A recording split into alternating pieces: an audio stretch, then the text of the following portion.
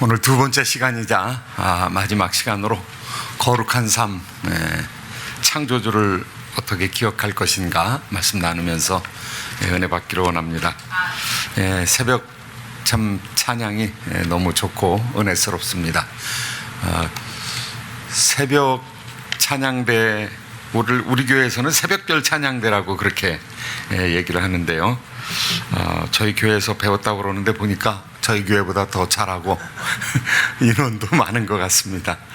저희 교회에서 열심을 내서 하는 분들이 작을 때는 뭐 한 20명 가까이, 그리고 또 많을 때는 뭐 30여 명 이렇게 하는데 여기서는 40명까지 이렇게 올라간 적이 있다고 얘기를 들었습니다. 참 시작은 저희들이 했지만은 열매는 우리 아름다운 교회에서 더 많이 맺는 것 같습니다. 하나님께서 이 교회를 사용하여 주셔서 참으로 이 지역사회에 큰 영향력을 미치는 아름다운 교회가 되기를 예수님의 이름으로 축복합니다. 제가 잠깐 기도하고 또 말씀 나누도록 하겠습니다. 좋으신 하나님, 은혜를 감사합니다. 참으로 저희들에게 성숙을 향한 열망을 허락하여 주셔서 이 아침에도 참으로 편한 침상을 걷고 일어나 주의 존전을 향하여 달려나오게 하여 주신 것을 감사합니다.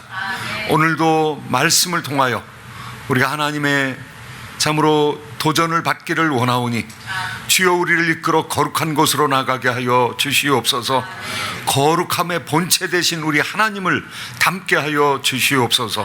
오늘도 하나님과 교통하는 시간이 될 수 있도록 인도하여 주시되 말씀을 통하여 우리에게 격려하시고 우리에게 위로하여 주시고 또 우리를 채찍질하여 주셔서 참으로 하나님께서 원하시는 형상으로 만들어질 수 있도록 축복하여 주시옵소서. 주님께서 이 시간 사용하시는 시간이 되기를 간절히 사모하오며 우리 구주 예수님의 이름으로 기도하옵나이다. 아멘. 아마 하나님을 가장 가까이 체험한 사람 중에 한 사람은 솔로몬일 것입니다. 솔로몬은 여러 가지 방법으로 하나님을 만났습니다. 왕이 되었을 때 내가 너무 부족하다 싶은 겸손한 마음이 들어서 하나님 앞에 가서 기브온이라는 산당에서, 그 당시엔 성전이 있지 않았던 때였기 때문에 산당에 올라가서 제사를 드렸습니다. 제사를 드릴 때 1,000번제를 드렸습니다. 많은 번제를 한꺼번에 드리게 되었습니다. 그런데 그 기브온에서 1,000번제를 드릴 때 하나님께서 꿈에 나타나셔서, 꿈으로도 나타나시고, 성전을 지어서 하나님께 봉헌할 때에 하나님께서 하늘에서 불을 내려주셔서 만나기도 되고, 또 선지자를 통해서 만나기도 하고, 또 하나님께서 주시는 지혜를 통해서 만나기도 하고, 각가지 방법으로 하나님께서는 솔로몬에게 복을 허락해 주셨는데요, 하나님과 소통이 있었던 것이죠. 그리고 그 소통을 통해서 지혜를 얻게 되었고요, 그 지혜로 말미암아 수많은 것들을 성취하게 되었습니다. 지혜를 주세요 한 이유는, 하나님, 제가 왕이 되었는데 지금 20대입니다. 너무너무 어리고 부족하고 미련합니다. 그러니까 하나님께서 지혜를 허락하여 주셔서 제 사명을 좀 감당할 수 있도록, 제대로 감당할 수 있도록 인도하여 주세요. 그랬을 때 그 마음이, 그 기도가 하나님 마음에 합하였다고.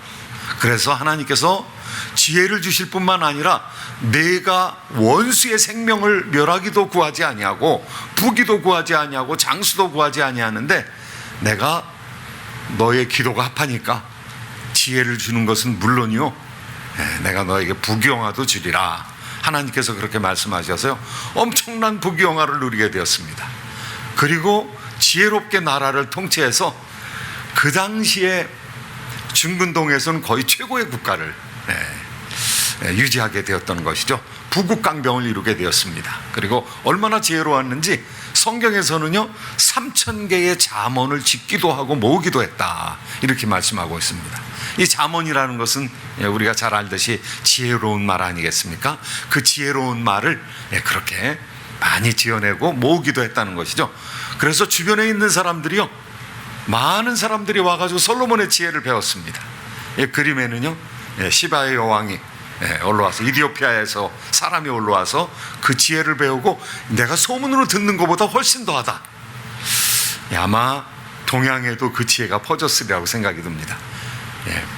중국의 전설에는요, 아주 지혜로운 사람이 있는데 그 지혜로운 사람을 여왕이라고 표현했는데 그 여왕의 이름이 서왕모입니다. 서왕모.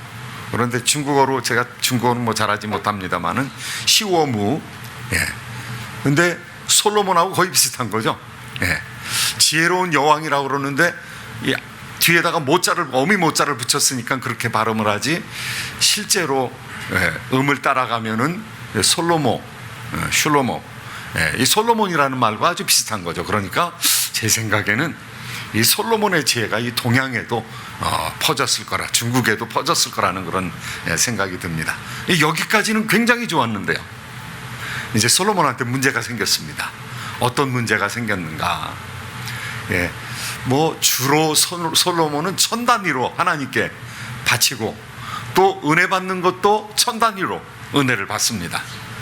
노래를 지어서 불렀는데 1005편의 노래를 지어서 불렀다고 합니다. 그리고 1000명의 부인과 첩이 있었습니다. 제가 어제 묵상을 하면서 아내한테 얘기했습니다. 1000명의 부인이 있으면 1000명의 부인을 다 기억을 할까? 이런 건 묵상이 저절로 돼요. 솔로몬하고 동침을 하지 못한 부인이 많았을 거라는 생각이 듭니다. 뭐 여자들한테는 괴로움이었겠지만은, 그런데 뭐 1000명의 부인과 첩이 700명의 부인이 있었고 300명의 첩이 있었다, 이렇게 이야기를 하고 있습니다. 그런데 문제가 생겼습니다. 하나님께서는 법전을 통해서 토라, 모세 오경을 통해서, 모세 오경이 법이거든요, 법. 그런데 그 법이 왜 주어졌느냐? 나라를 만들기 위해서 헌법이 주어지는 것처럼 나라를 만들기 위해서 그 법이 주어진 것입니다. 하나님의 사람들을 한 나라로 구성하기 위해서 그 법이 주어졌는데, 그 법에는요 별 얘기들이 다 나와요. 별 얘기들이, 뭐 예방의학부터 시작해가지고 어떻게 사람들이 수경할 때, 백성들이 텐트를 치고 생활할 때 어떻게 오물을 제거할 수 있느냐, 어떻게 하면은 이 전염병에 걸리지 않겠느냐, 그리고 어떻게 진을 쳐야 방어진을 칠 수가 있느냐. 그래서 성전을 중심으로 해서 이스라엘 백성들이 세 지파씩 이렇게 둘러서 진을 칠 때 방어진을 형성할 수 있도록, 행진할 때는 어떻게 행진해야 될 것이냐, 그러니까 뭐 정치, 경제, 문화, 군사 이런 것들이 다 들어가 있는 것이죠. 그런데 그 가운데서 법이 있었는데 왕에 대한 법이 있었습니다. 모세 오경 중에서 마지막 책이 신명기입니다. 그런데 신명기의 17장에 보면은요, Who is ideal king? 누가 가장 이상적인 왕이냐? 그랬을 때 하나님의 말씀의 법으로 가르쳤습니다. 하나님의 백성 가운데서 왕이 될 사람은 형제 중에서 돼야 된다. 외국 사람이 들어와서 왕이 되면 안 된다는 것이죠. 형제 중에서 돼야 된다. 그리고 그 형제가 왕이 되었을 때는 여자를 많이 두면 안 된다. 왜냐하면 그 당시에는 700명의 부인을 가질 수 있게 된 것은요, 외교거든요. 그래서 주변에 있는 사람들, 공주를 데려다가 아내를 삼는 거, 그런 사람들은 첩을 삼을 수 없죠. 그러니까 외교 관계가 있으니까요. 그 사람들은 부인을 삼아야 됩니다. 그러니까 무수한 부인이 생겼어요. 여자를 두지 말라는 것은요, 그냥 요즘의 얘기로 하면은 너무 외교에 의존하지 말라는 것이죠. 하나님 먼저 의지해라. 외교적인 거 의지하지 말고 그거보다 먼저 하나님을 의지하도록 해라. 그리고 병마를 많이 두지 말아라. 이 군대에서 쓸 말을, 그 당시에 말은 지금 기갑부대죠, 탱크부대죠. 전쟁에 굉장히 효과적인 수단이 되는 그런 말이었습니다. 그러니까 말을 많이 두지 말라, 군사력에 의존하지 말아라, 그런 얘기인데요, 엄청난 말을 들여왔습니다.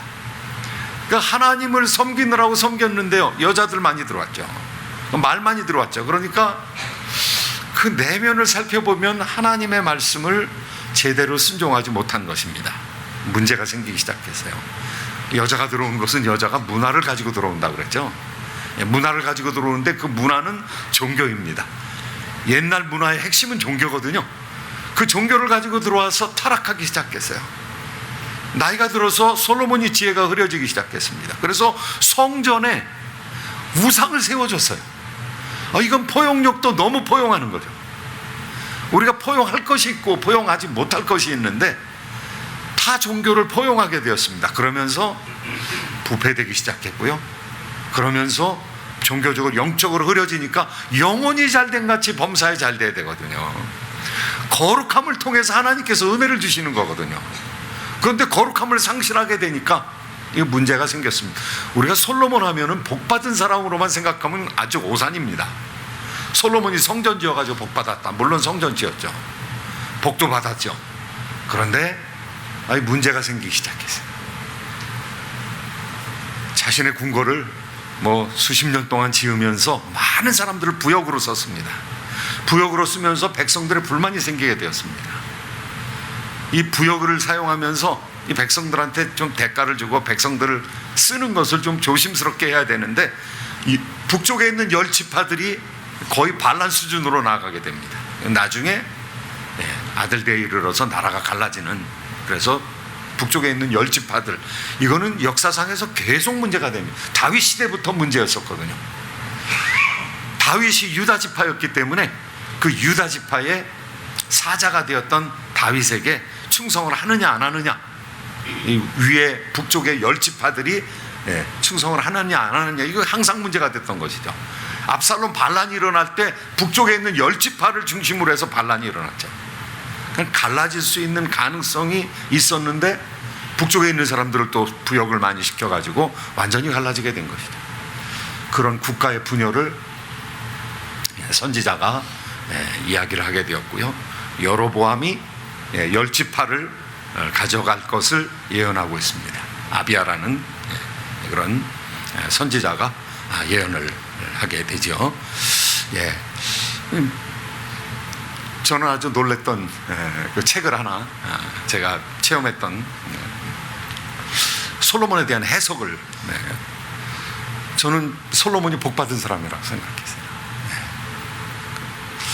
그런데 예언자적 상상력이라는 월터 브루그만이라는 사람이 쓴 책을 보면서 좀 신학생 때 놀랐습니다. 왜냐하면 그 성전도 하나님께서 별로 기뻐하시지 않았다는 거예요. 오히려 뒤에 아주 어렵게 지은 스룹바벨 성전, 그 성전을 바라보면서 이것이 전에 있었던 성전보다 더 훌륭하다고 하나님께서 칭찬을 하십니다. 하나님께서 굉장히 호화스러운 집에 거기 고착시키려고, 거기 모셔드리려고 하는 것이 사실 마땅하지 않은 것이죠. 하나님께서 온 세상이 성전이시고 하나님의 발등상이 예루살렘인데 하나님께서 뭐 부족한 것이 있겠습니까? 백성들의 정성이 중요한 것이죠. 뭐 숫자가 중요한 것이 아니고 가격이 중요한 것이 아니시거든요. 그런데 많은 영광스러운 보물로 지은 것, 이것이 뭐 그것 받는 것으로 하나님께서 기뻐하셨겠지만은, 사람들이 그것 때문에 타락하게 되면, 사람들이 그것 때문에 하나님에게 귀를 기울이고 하나님께 마음을 두기보다는 그 성전의 아름다움과 영광으로 즐기려고 한다면, 자기 만족하려고 한다면 하나님께서는 그거 부서져야 된다는 것이죠. 그 껍질은 부서져야 된다는 것이죠. 하나님이라는 실체를 붙들어야 된다는 것이죠. 오늘 본문의 말씀은 어떻게 하면 우리가 거룩해질 수 있을까?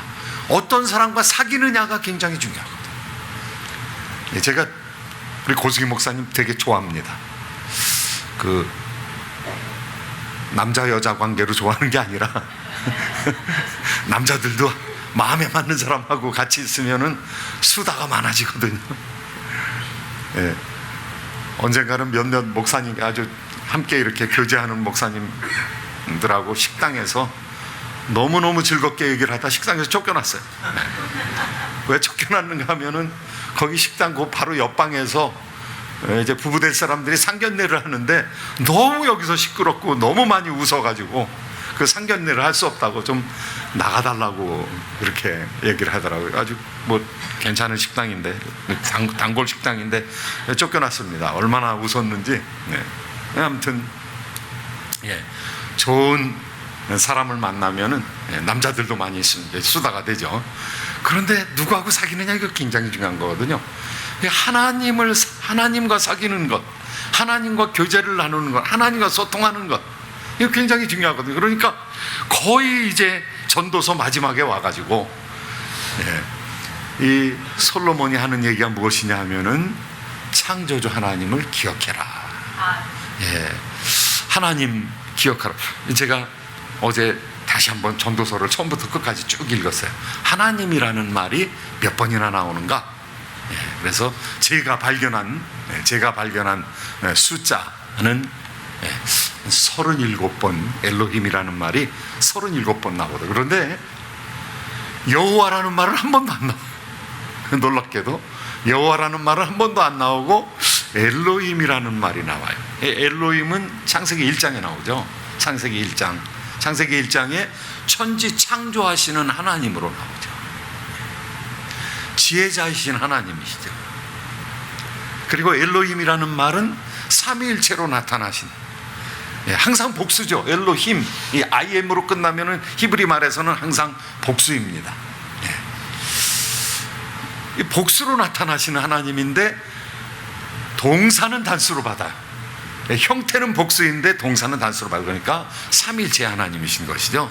그 삼위일체 하나님께서 사람에게 지혜를 주시고 사람에게 선한 영향력을 미쳐주시고 하나님과 교제하는 사람들을 거룩함으로 하나님께서 인도해 주시는 것이죠. 코헬렛, 전도자 바로 솔로몬 자신입니다.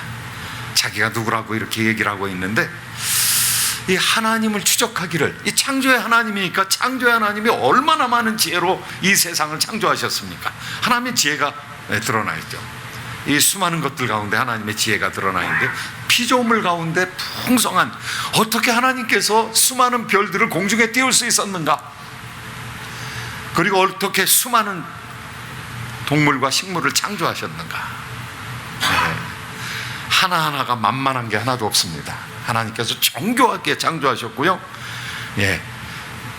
자기를 복제할 수 있는, 새끼를 혹은 알을 낳아서 자기를 복제할 수 있는 것은요, 너무너무 신비한 것입니다. 그 전부 유전자로 하나님께서, 유전자 코드로 하나님께서 그 주인을 만들어 가지고 그 주인대로 발생할 수 있도록 하나님께서 만드신 거거든요.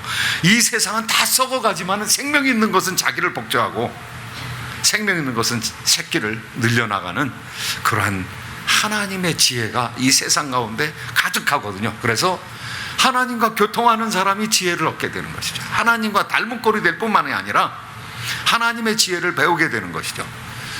많은 잘못을 경험했던 이 솔로몬도 하나님의 지혜를 배우게 되었습니다. 그리고 이렇게 지혜서의 한 가지인 전도서를 쓰게 되었습니다. 이 전도서가 언제 읽혀졌는가 하면은요, 초막절에 읽혀졌습니다. 초막절은 절기 가운데 거의 끝에 있는 절기인데요. 성경을 우리가 나눌 때 지금은 우리가 모세오경, 그 다음에 역사서 이렇게 들어가는데, 옛날에는 그렇게 나누지 않고요, 모세오경, 선지서도 우리가 얘기하는 역사서를 전선지서라고 그랬습니다. 후선지서가 우리가 알고 있는 그 선지서와 그 작은 소선지서, 대선지서 이런 것들, 다니엘서 빼고요, 그거를 선지서에 묶었습니다. 그리고 성문서, 거룩한 문서에서는 거룩한 문서에 시가서가 다 들어가고요, 그 다음에 다니엘이 들어가고 역대기가 들어가고 오축이라는 게 들어갔습니다. 오축은 5개의 두루마리, 5 scrolls. 오축은 절기 때마다 있는 성경이었어요. 그래서 6월절에는 아가서를 읽었고요, 하나님께서 우리를 얼마나 사랑하셨는가. 오순절에는 룻기를 읽었습니다. 볼이 찾아가고 가까운 때이기 때문에. 그 다음에 초막절, 3대 절기 중에서 마지막 절기가 초막절인데, 초막절에는 전도서를 읽었어요. 그 다음에 부림절에는 에스더서를 읽었고요, 예루살렘 함락일에는 예레미야, 애가, 이 5개를 이제 오축이라고 그러는데요, 그렇게 읽었습니다. 그런데 그 중에서 초막절은 절기의 마지막이거든요. 초막을 지어야 됐거든요. 그 초막은 이제 가나안 땅에 들어오기 전에 그 어려운 삶을 기억하면서 읽는 하나님의 말씀이에요. 여러분이 보시는 것처럼 초막을 만들어 놓고 예루살렘의 모든 사람들이 모여가지고 일주일 동안 거기서 집회를 했거든요. 거기서 제사를 드렸거든요. 그런데 그때 하나님의 백성들이 전도서를 읽었습니다. 전도서를 읽으면서 무슨 생각을 하겠어요? 헛되니 모든 것이 헛되도다. 전도서는 종말론이에요. 그래서 종말에 정말 의미 있는 것이 무엇인가? 이거 우리한테 가르쳐주고 있는 것이죠. 지금은 다 의미가 있습니다. 자동차도 의미가 있고요, 집도 의미가 있고요, 자녀들 공부 잘하는 것도 의미가 있고, 좋은 직장 갖는 것도 의미가 있습니다. 그런데 막판에 가면은요, 우리가 구원받느냐 구원받지 못하느냐, 이게 굉장히 중요한 거고요. 막판에 하나님께서 평가하신 거, 우리 인격이 하나님을 닮아서 거룩한가 거룩하지 않은가, 누구 닮았는가, 하나님 닮았는가, 예수님 닮았는가, 아니면 마귀 닮았는가. 사람은 쌓은 선에서 선을 내고 쌓은 악에서 악을 내는 것, 헷가닥 변하는 거, 이거 너무너무 힘든 거거든요. 한순간에 변하는 거 너무너무 힘든 거거든요. 이 거룩함도 쌓아나가는 것이거든요. 그래서 기억해야 되는 것이죠. 이 기억한다는 것은요, 우리한테 자유를 많이 주시는 것입니다. 기억해라. 기억하고 안 하고는 우리 책임이라는 거죠. 하나님을 기억하라. 창조주 하나님을 기억하라. 그것은 지혜의 본체 되시는 하나님을 향해서 계속해서 나오라는 것이죠. 계속해서 결단 내리라는 것이죠. 마치 새벽 기도 때 여러분이 결단해서 나오시는 것처럼, 예배를 위하여 결단하는 것처럼, 선한 일들을 위해서 결단하는 것, 그냥 되질 않거든요. 사람은 편한 대로 가게 돼 있거든요. 제가 집에서 피곤하면은요, 아내가 무슨 일, 뭐 교회에서 무슨 일 없었어? 그러면 없었어. 왜냐하면 얘기하기가 싫으니까. 없었어. 그럼 자꾸 물어봐요. 누구 만났어? 안 만났어? 왜 자꾸 얘기하고 싶은 거예요? 저는 말을 많이 해가지고 이제 에너지가 다 빠져가지고 들어놓고 싶은데, 그러니까 열심히 일하게 되면은요, 눕고 싶죠. 자고 싶죠. 그리고 제일 하기 쉬운 것이 전화기에 나오는 뭐 유튜브 보는 게 제일 쉬운 일이죠. 생산적인 일을 하는 것은 결단이 필요합니다. 피곤할 때는 더더욱 결단해야 됩니다. 하나님을 쫓아가는 것, 하나님을 기억하는 것도 마찬가지라는 것이죠.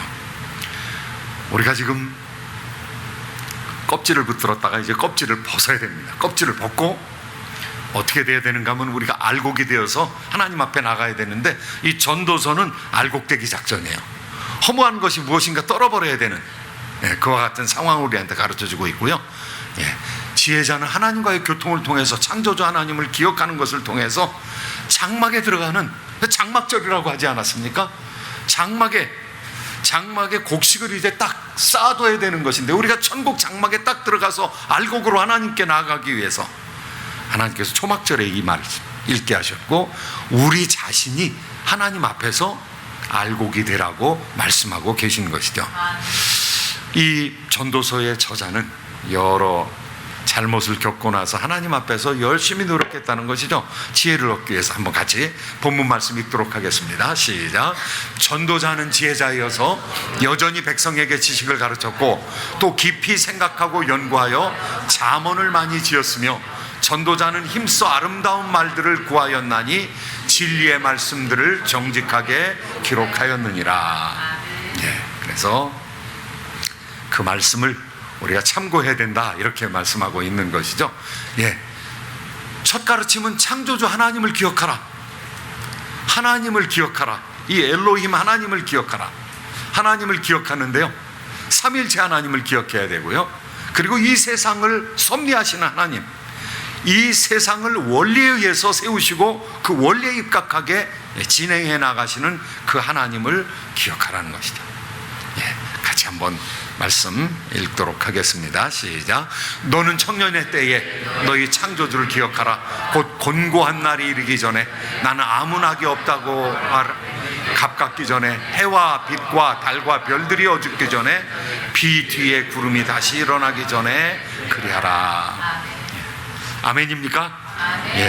하나님 기억하려면은요, 무엇을 하면 하나님을 잘 기억할 수가 있을까요? 기도하는 것도 방법이겠죠. 그래서 기도하면서 묵상을 통해서 하나님이 어떠한 분이신가 은혜 받는 대로 우리가 느낄 수 있는데, 하나님 사랑의 하나님이시죠. 하나님을 가장 체험하기 쉬운 정통적인 방법은요, 하나님의 말씀을 읽는 일이죠. 하나님의 계시니까, 하나님께서 우리한테 말씀하셨으니까, 내가 어떤 존재다, 내가 사랑의 존재다, 정의로운 존재다, 하나님께서 자기를 계시하고 있으니까요. 계시의 책을 통해서 우리가 하나님과 가까워질 수 있겠죠. 우리 가족들이 지금은 이제 딸 하나가 시집을 갔어요. 그래서 아들하고 저희 부부가 모여가지고 수요일 저녁 예배 드리고 와서 우리끼리 이제 또 말씀 읽는 것을 같이 내놓고 나누기도 하고 제가 간단하게 메시지를 전하고 합니다. 처음에 계산부터 합니다. 왜냐하면 한 주에 23장씩 읽어야 되거든요. 그래야 1년에 성경을 한 번 가족이 읽으니까 몇 년 이제 해왔습니다. 요새 조금 흐트러져 가지고 이 아이들이 그냥 23불, 하나도 안 읽으면 23불이고요. 한 10장 읽었으면 13불 내는 거고요. 아주 빠지면은 20불 더 얹어가지고 43불 내고 뭐 이렇습니다. 그러니까 딱 만나면은 얼마 읽었냐 그래가지고 돈 계산 먼저 이렇게 합니다. 저도 한 10장 못 읽어가지고 저도 10불 내고 그래가지고 몇백 불이 모였어요. 몇백 불이. 그래서 뭐를 할까 이제 걱정 중인데 제일 잘 읽는 애가 있는데 제 아들이 제일 열심히 읽어요. 어제도 일찍 들어와가지고 벌금 안 내려고 계속 밀려있는 성경을 계속 읽고 있습니다. 그리고 자세히 읽어가지고 얼마나 기특한지 몰라요. 하나님 말씀하고 가까이 하니까 저희들이 참 마음이 흡족하더라고요. 그리고 또 읽는 것도 아주 열심히 읽으니까 얼마나 참 감사한지 모르겠습니다. 하나님을 기억해야 되는데요. 어떻게 기억할 수 있는가 하면 거룩하게 가는, 거룩을 향해서 나가는 일 중에 하나가 큐티하는 겁니다. 큐티. 어떻게 하면은 날마다 성경을 묵상할까? 언제 그렇게 해야 되느냐면 청년 시절부터 그렇게 해야 된다고 성경에서 얘기하고 있거든요. 같이 한번 말씀 읽도록 하겠습니다. 함께 읽습니다. 시작. 하나님은 모든 행위와 모든 은밀한 일을 선악간에 판단하시리라. 그러나 주여 주는 긍휼히 여기시며 은혜를 베푸시며 노하기를 더디하시며 인자와 진실이 풍성하신 하나님이시오니. 우리 하나님은 어떠한 분이신가? 하나님께서 창조주를 기억하라, 나를 기억하라 라고 말씀하시는 것은 하나님께서 복 주시기 위함이죠. 하나님 인격의 하나님이신데 우리와 소통하기 위함이죠. 나를 기억하라. 우리의 인간성의 연약함을 너무너무 잘 아시는 것이죠. 그러니까 나를 기억하라는 것은요, 그냥 하나님께서 막 심판하셔가지고 억지로 우리를 이끌어 주시는 것이 아니라 하나님께서 우리의 인격에 호소하고 있는 것이 나를 기억하라. 나를 기억하면서 나를 묵상하면서 내가 너희들에게 얘기한 것을 제대로 살펴보면서 그리고 나와 교통하지 않겠느냐, 교제하지 않겠느냐. 칼을 가지고 윽박질러서 사랑을 이룰 수는 없는 것이죠. 심판을 할 수 있지만은 그러나 하나님 심판 가운데서도 긍휼을 잊지 아니하시는 하나님이시죠. 너무너무 잘못돼서 심판을 할 수 있지만은 긍휼 베풀어 주신 하나님이시거든요. 그러니까 우리 하나님 인격적인 하나님이시기 때문에 우리가 와가지고 교제 나누고 하나님과 더 깊은 교제에 들어가게 되고 하나님을 즐거워하게 되고 하나님의 좋으심을 알게 되고 그래서 하나님을 맛보아 알게 되는, 하나님의 사랑과 긍휼과 자비를 맛보아 알게 되는 그 상태를 하나님께서 원하시는 것이죠. 그렇게 사귀게 되면은 우리가 거룩해지는 것입니다. 우리가 거룩해진 건 뭐 산속에 들어가가지고 도 닦아가지고 거룩해지는 것이 아니라 하나님 은혜 많이 받으면 그냥 우리가 순화되는 것입니다. 하나님과 끊어지면 문제가 생기는 거예요. 웅덩이가 있는데요, 웅덩이에 물이 솟아나오는 곳이 있죠. 그런데 물이 솟아나오는 곳이 막히게 되면 어떻게 됩니까? 솟아나오는 물이 막히게 되면 그 물 웅덩이가 더러워지는 것이죠. 그런데 물 솟아나오는 구멍을 잘 파내가지고 거기 막혀있는 헝겊 쪼가리 끌어내고 돌 끌어내고 그래서 물이 솟아나기 시작하면은요, 그냥 자연스럽게 웅덩이가 정화가 되는 것입니다. 맑은 물이 고인 웅덩이가 되는 것이죠. 그러니까 하나님과 교제를 통해서 하나님과 가까이 지내면은요, 하나님과 가까이 지내는 것이 우리의 힘이 되는 것이죠.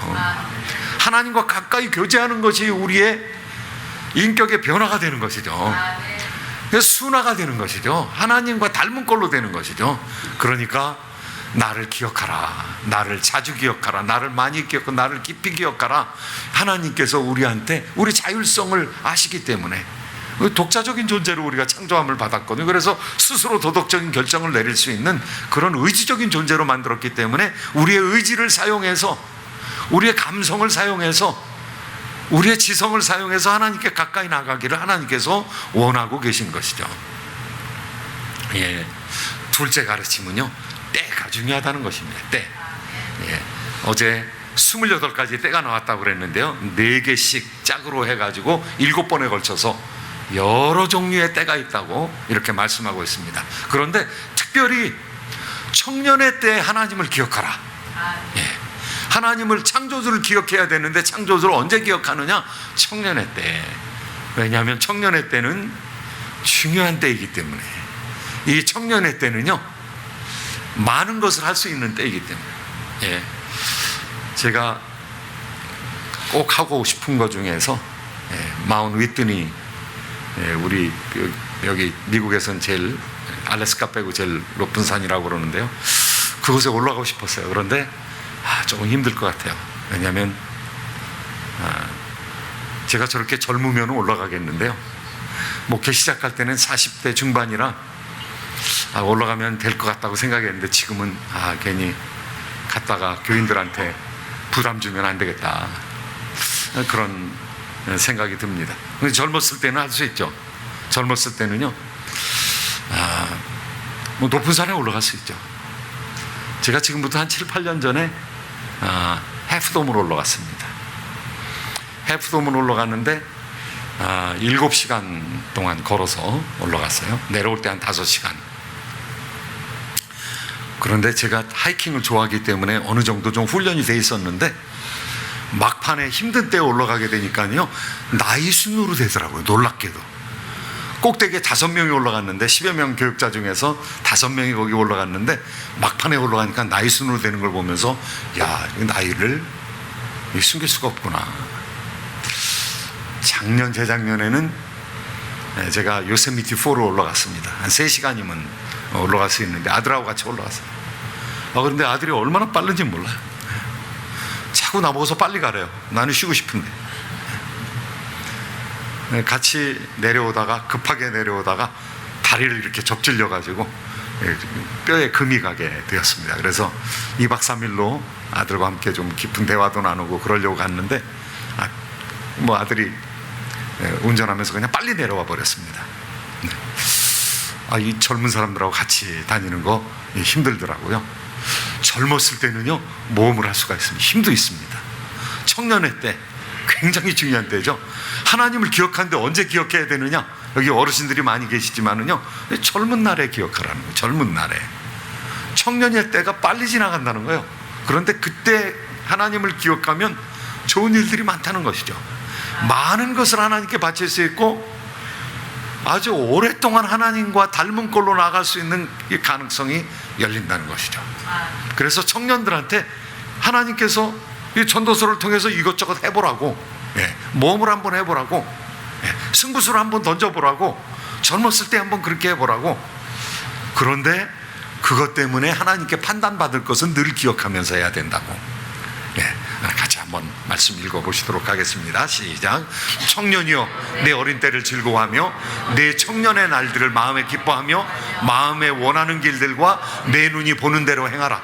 그러나 하나님이 이 모든 일로 말미암아 너를 심판하실 줄 알라.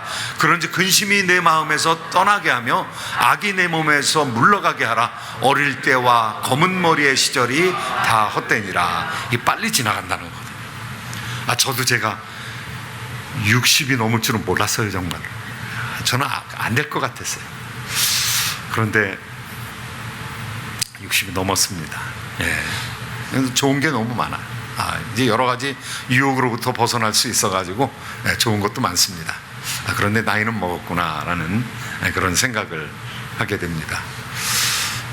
얼마 전에는 한국에 갔다가 친구가 100군데를 올라가자고 그래가지고, 걔는 뭐 등산에 사로잡힌 애니까 뭐 1년에 한 100번씩 이렇게 산에 올라가고, 실업자였을 때는 1년에 300번 올라갔다고 그러더라고요. 그래서 정릉에서 시작해가지고 한 3시간 반에 걸쳐가지고 100군데까지 갔어요. 100군데는 높더라고요. 한 800m, 2400피트 정도 되는데 그런데 뭐 잘 갔어요. 잘 갔는데 마지막 그 친구 얘기로는 마지막 한 20분만 잘 걸어가면 된대요. 그런데 20분 정도가 고바위입니다. 도저히 못 올라가겠더라고요.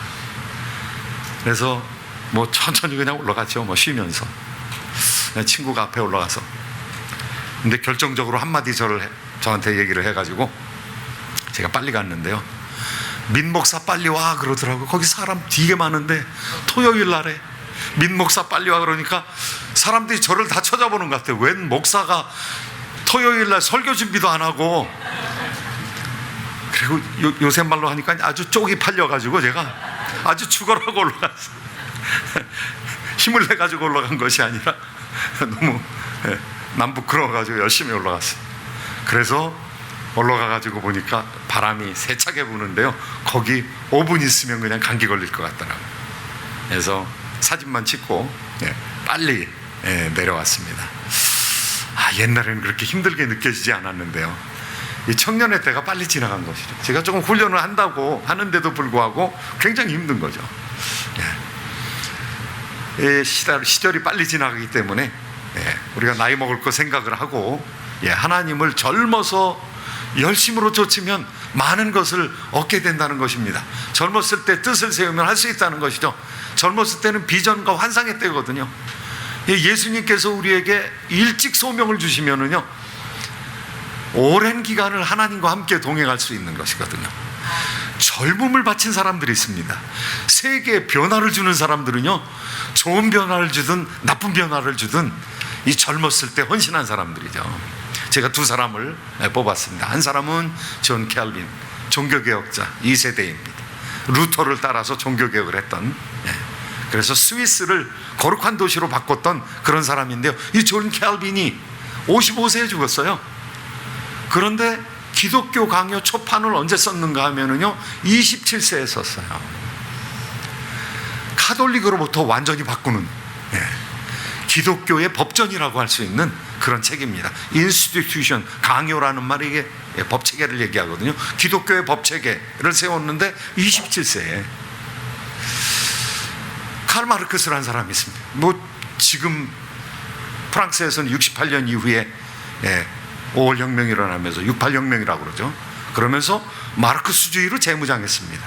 독일은 프랑크푸르트 스쿨에 의해서 그냥 마르크스주의, 처음에 고전적 마르크스주의자들이 아니라 지금도 마르크스주의가, 여기 미국에서는요 PC 좌파들, political correctness 주장하는 사람들, 그런 사람들이 마르크스주의 전통, 하버마스나 이런 사람들의 전통을 받아가지고 마르크스주의가 지금도 서구사회에서 영향력을 미쳐요. 옛날에는 뭐 계급투쟁하자고 그랬지만 지금은 문화적인 마르크스주의로 변해가지고 사람들한테 영향을 주고 있는데 그 원조가 칼 마르크스. 그런데 그가 20대에 26세에 경제철학 수고라는 책을 썼습니다. 그냥 하나님 앞에 헌신하면은요 정말 놀라운 영향력을 젊어서부터 미칠 수 있고요, 또 자신을 다른 사상과 이데올로기에 헌신하면은요 그쪽 차원에서 많은 영향력을 미칠 수 있는, 그냥 심는 대로 거두는 것입니다. 이 창조주 하나님께서 심는 대로 거두는 원리를 선인에게나 악인에게나 다 적용시키고 있는 것이죠. 그러니까 정말로 하나님을 섬기는 사람들은 그냥 청년 시절부터 하나님께 붙들려야 되는 것이죠. 청년의 때 하나님을 기억하라. 그런데 저도 뭐 이제 나이가 들었습니다. 그럼 지금은 어떻게 되느냐? 지금은 이제 저는 그렇게 생각해요. 지금 제 서가에 책이 많이 꽂혀 있는데 읽을 책하고 안 읽을 책하고 이제 나누기 시작합니다.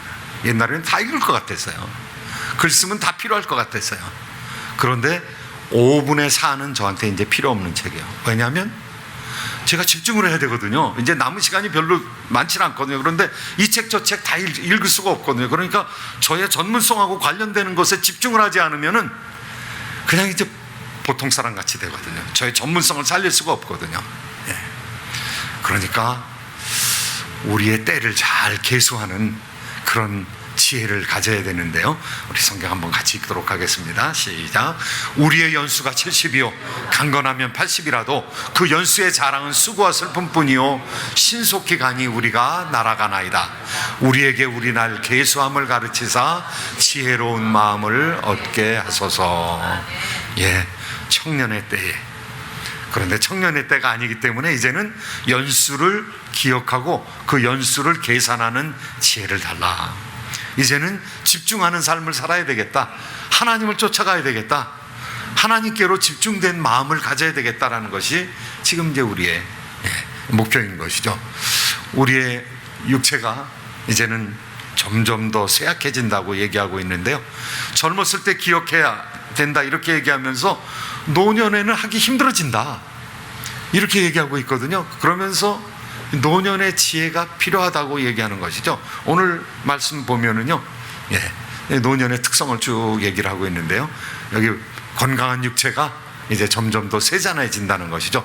집을 지키는 자들이 떨 것이며, 한번 같이 읽겠습니다. 시작. 그런 날에는 집을 지키는 자들이 떨 것이며 힘 있는 자들이 구부러질 것이며 맷돌질하는 자들이 적음으로 그칠 것이며 창들로 내다보는 자가 어두워질 것이며 길거리 문들이 닫혀질 것이며 맷돌 소리가 적어질 것이며 새의 소리로 말미암아 일어날 것이며 음악하는 여자들은 다 쇠하여질 것이며. 이건 사람의 육체의 쇠잔함을 얘기하고 있죠. 집을 지키는 자는 팔을 얘기하고 있습니다. 이 강력한 팔이 떨린대요. 이 안수를 할 때 이렇게 옛날 목사님들이 이렇게 부들부들 떨면서 안수하면 은혜가 더 오는 것 같더라고요. 그런데 사실은 조금 늙으신 거죠, 그죠? 손이 떨리면은요, 좀 늙으신 거죠. 이 집을 지키는 자들이 떨게 될 거라는 거예요. 그 다음에 힘 있는 자는 다리 얘기합니다. 팔보다 한 5배 힘을 가지고 있는 다리가 구부러질 것이며 맷돌질하는 자들이, 맷돌질하는 게 어디 있죠? 우리 입에 있죠. 이 맷돌질하는 이가 빠진다는 거죠.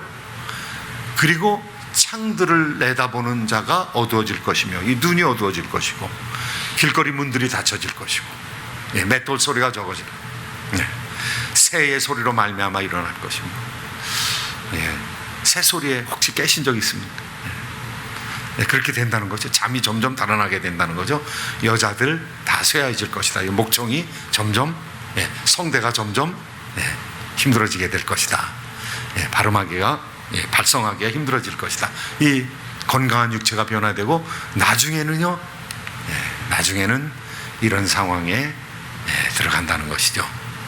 돌아가시는 것을 이야기하고 있습니다. 은줄이 풀리고, 이 사람은 영혼과 육체가 은줄에 매어져 있다 이렇게 생각을 했다고 합니다. 옛날 사람들이. 그런데 끊어진다는 것은 영혼과 육체가 분리되면 죽는 겁니다. 항아리가 샘 곁에서 금그릇이 깨어진 건 머리 다치게 되는 것, 항아리가 깨어진 건 우리 육체가 쇠잔하게 되는 것, 바퀴는 우리의 순환계들이 순환계, 혈액, 림프 이런 것들이 순환되는데요. 그런 순환이 멈춰지게 될 것이다 이렇게 말씀하고 있습니다. 그런데 그것들을 주신 하나님께로 돌아가기 전에 기억해야 된다는, 하나님을 기억해야 된다는 것이다. 오늘 말씀 가운데 이제 마지막으로 인간의 본분을 기억하라. 두 강이 합쳐지는데 물이 금방 섞이지를 않습니다. 이 전도서가 허무로 가득 차 있는 것 같지만은 사실 지나고 보면은요, 이 섞이지 않는 부분이 있어요. 인생에 섞이지 않는 부분이 있습니다. 허무로 가득 찬 것 같은데 전도서 거의 마지막까지 와가지고 다시 허무를 얘기합니다. 전도자가 이르되 헛되고 헛되도다, 모든 것이 헛되도다. 그런데 그 헛된 것으로 덮여 있는데 한층 꿰뚫고 내려가 보면은요, 지혜가 있다는 것이죠. 하나님께서 우리한테 주시는 지혜가 있다는 것이죠. 같이 한번 밑에 말씀, 지혜자의 말씀들은 같이 한번 읽도록 하겠습니다. 시작. 지혜자의 말씀들은 찌르는 채찍과 같고 회중의 스승들의 말씀은 잘 박힌 목 같으니 다 한 목자가 주신 바이니라. 내 아들아, 또 이것들로부터 경계를 받으라. 많은 책들을 짓는 것은 끝이 없고 많이 공부하는 것은 몸을 피곤하게 하느니라. 우리가 들어야 되는데요, 이 경건이라는 것은 무엇인가? 하나님과 가까이 하는 것이 경건입니다. 그런데 경건은요, 정말 무거운 말씀을 무겁게 받아들일 수 있는 게 경건입니다.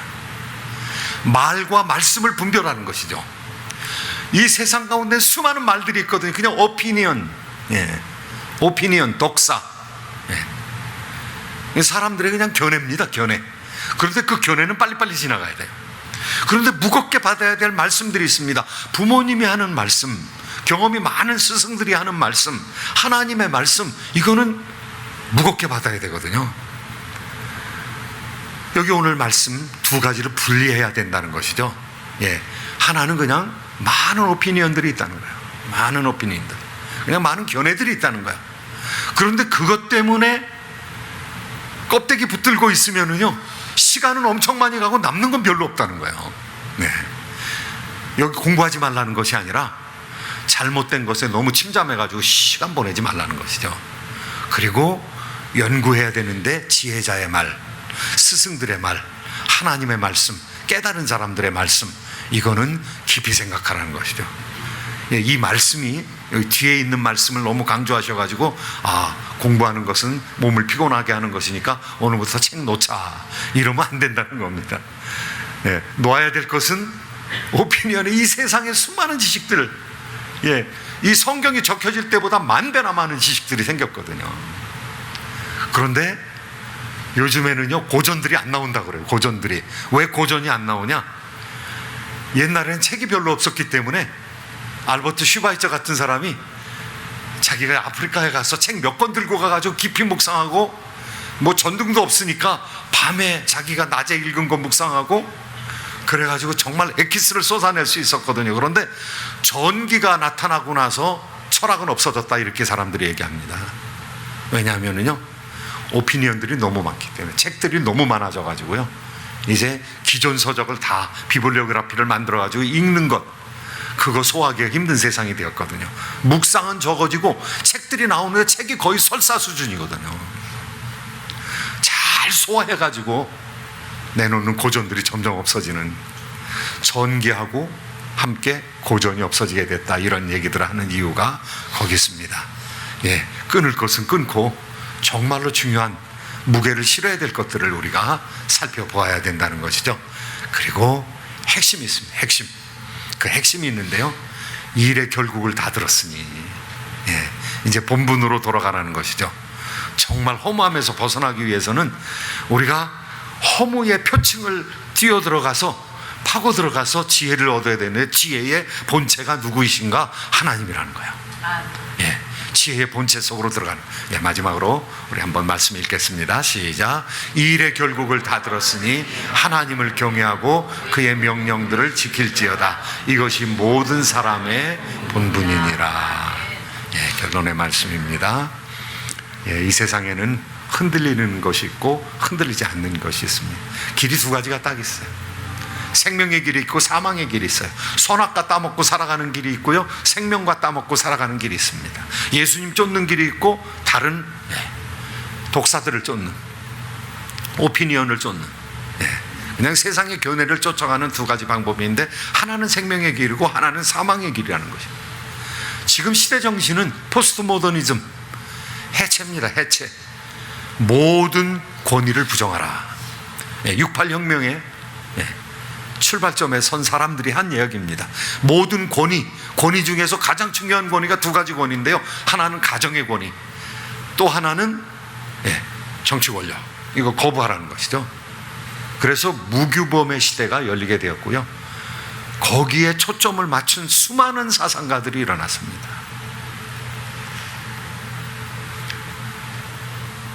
규범을 없애려고 그러죠. 그래서 가정의 규범, 이거 전부 무너뜨리는 겁니다. 왜 사람이 꼭 한 남자와 한 여자가 결혼해야 되느냐? 교회의 규범을 무너뜨리는 거예요. 국가의 규범 무너뜨리는, 가정 규범 무너뜨리는 거죠. 그런데 이 무규범의 시대 정신에서 나와야 된다고 성경은 얘기하고 있고요, 그것이 지혜라고 얘기하고 있습니다. 그런데 그 지혜의 끈앞풀을 쥐고 계신 분이 누구신가? 불변의 하나님이십니다. 불변의 하나님은 어떻게 나타나는가? 엘로힘의 하나님으로 나타났어요. 이 세상의 지혜를 주시고 세상을 통치하시는 하나님으로. 그런데 한 발자국 더 나가면은 그 하나님이 아버지시라는 거죠. 그 하나님이 왕이실 뿐만 아니라 창조주실 뿐만 아니라 아버지라는 것이죠. 사랑이 가득 찬 아버지라는 것이죠. 이스라엘 백성들한테는 그 아버지가 어떤 모습으로 나타나는가 하면요, 엘로힘으로도 나타났지만 야훼 하나님으로 나타나신 분이고, 그분은 우리와 계약을 맺으시는 분이고, 떨기나무 불꽃으로 나타나신 분이고, 여리고성에서 전쟁하기 전에 군대 장관으로 나타나신 분이시고요, 그렇게 나타나신 사랑의 하나님이 예수님이라는 것이죠. 예, 파스칼은 우리를 향해서 이렇게 얘기하고 있습니다. 하나님을 아는 것과 하나님을 사랑하는 것에는 큰 차이가 있다. 엘로힘 하나님을 우리가 추구하면 살아야 되겠죠. 지혜를 추구하면서 살아야 되겠죠. 그런데 그것과 함께 하나님은 우리에게 야훼 하나님으로 언약을 맺으시며 사랑하고 우리를 이끌어주시는 긍휼과 자비의 하나님으로 오시죠. 하나님을 사랑하는 자들이 되기를 예수님의 이름으로 축원드립니다. 우리 한번 같이 기도할 때, 하나님이요, 참으로 하나님 본체를 우리가 따라가게 하시고, 계신 하나님, 말씀하신 하나님, 우리를 사랑해 주신 하나님, 엘로힘으로 나타나신 하나님, 지혜의 하나님일 뿐더러 주님 사랑의 하나님이신 야훼 하나님, 여호와 하나님 더더욱 알아가게 하여 주시고, 주님과 사귐으로 말미암아 주님과 닮은 꼴이 되게 하여 주시옵소서. 예수 그리스도를 닮아가는 저희들 되게 하시고 천국을 살아내는 사람들이 될 수 있도록 은혜 베풀어 주시옵소서. 우리 통성으로 한번 같이 기도하며 나아가겠습니다. 거룩하신 하나님 아버지, 은혜와 자비를 감사합니다. 사신 하나님, 역사하신 하나님, 온 세상을 주관하시며 아버지 이 세상의 원리를 가르쳐 주시고, 아버지 하나님 이 세상의 지혜를 가르쳐 주시고, 어떻게 살아야 할지, 어떻게 주를 쫓아야 할지, 아버지 하나님 본체 하나님으로 나타나시는 아버지 그 하나님을 사랑합니다. 아버지 하나님 그 사랑하는 하나님을 구하게 하여 주시고, 아버지 하나님 가까워지게 하여 주시옵시고, 하나님과 친밀감을 누리게 하여 주시옵시고, 아버지 하나님 그 하나님을 쫓음과 아버지 하나님이 지혜로움과 하나님 그와 함께 아버지 하나님 인격자이신 하나님, 사랑의 능력의 하나님, 아버지 하나님 우리를 키워주시고 길러주시는 아버지 하나님을 만나게 하여 주시기를 간절히 바라옵고 합니다. 왕이신 하나님을 높여드립니다. 아버지이신 하나님의 사랑을 간구합니다. 우리 한가운데 임재하여 주시옵소서. 성령으로 임재하여 주시옵소서. 우리를 정결케 하여 주시옵소서. 우리를 거룩하게 하여 주시옵소서. 하나님의 사랑으로 충만케 하시는 놀라운 은혜를 체험케 하여 주시옵소서. 임재하여 주시고 동행하여 주시고 같이 하여 주시옵소서. 하나님의 영광을 하나님 우리 가운데 나타내 주시기를 간절히 바라옵고 원하나이다. 거룩하신 하나님 아버지 감사합니다. 아버지 하나님 참으로 껍질을 벗고 주님 참으로 이 세속 가운데서 여러 가지 주님 우리를 거치게 하는 것들을 벗어버리고 지혜의 샘으로 나가기를 원합니다. 우리를 인도하여 주시옵소서. 아버지 하나님께서 베풀어 주시는 그 샘물가에서 아버지 하나님 참으로 하나님의 지혜로 충만함을 받게 하여 주시옵시고, 주님과 동행하는 방법을 배우게 하여 주시기를 간절히 바라옵고 원합니다. 우리 하나님 왕으로서 통치하신 하나님, 온 세계를 섭리하신 하나님이실 뿐만 아니라 우리의 아버지 되시는 하나님이심을 믿습니다. 우리를 사랑하셔서 예수 그리스도를 보내주신 하나님이심을 믿습니다. 아버지 하나님 참으로 우리를 인격적으로 사랑하셔서 기억하라고 말씀하시면서 아버지 하나님 우리 주변에 성령 보내주시고 강구하여 주시고 아버지 참으로 우리를 위하여 탄식으로 기도하여 주심으로 말미암아 예수 그리스도의 단물골이 되게 하시는 놀라우신 하나님의 사랑하심을 찬양합니다. 우리 하나님 참으로 2020년 한 해 아버지 아름다운 교회가 믿음으로 아름다운 교회가 되게 하여 주시옵시고, 예수 그리스도를 닮음으로 아름다운 교회가 되게 하여 주시옵시고, 아버지 하나님 참으로 하나님의 인격을 배움으로 말미암아 하나님께 영광 돌리는 귀한 종들로 삼아 주시옵소서. 우리 구주 예수님의 이름으로 기도하옵나이다. 아멘.